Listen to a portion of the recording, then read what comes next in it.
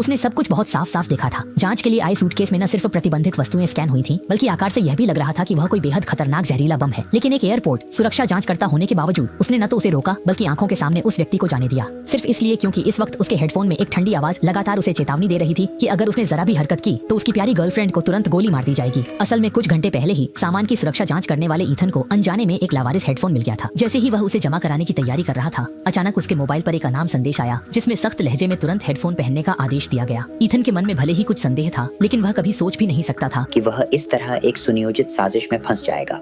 इसे सही से संभालो तो भूल पाओगे। एक बैग के बदले एक जान। रहस्यमय व्यक्ति ने ईथन को अब सब ध्यान से सुनने को कहा। उसकी हिदायत थी कि बाद में उसके साथी द्वारा लाया गया एक लाल रिबन वाला सूटकेस सुरक्षा जांच से बिना किसी परेशानी के गुजर जाए, वरना किसी की जान जा सकती है। शुरू में ईथन ने इसे ज्यादा गंभीरता से नहीं लिया। उसे लगा कि यह किसी सहकर्मी की बोरिंग शरारत है, लेकिन उसने जल्दी ही इस संभावना को नकार दिया, क्योंकि सामने वाला न सिर्फ उसकी सारी व्यक्तिगत जानकारी ठीक ठीक बता सकता था, बल्कि उसकी गर्लफ्रेंड नोरा के गर्भवती होने जैसी गुप्त बातों को भी पूरी तरह जानता था। अब साफ था कि ये कोई मजाक नहीं है। सामने वाला निश्चित ही पहले से सब कुछ सोच समझ कर आया है। ईथन अनायास ही घबराने लगा, इसलिए वह एक तरफ दिखावे के लिए सामने वाले से बातचीत जारी रखता रहा और दूसरी तरफ चुपचाप मेज के नीचे से पुलिस को फोन करने लगा। लेकिन उसने सामने वाले की तैयारी को कम आंका था।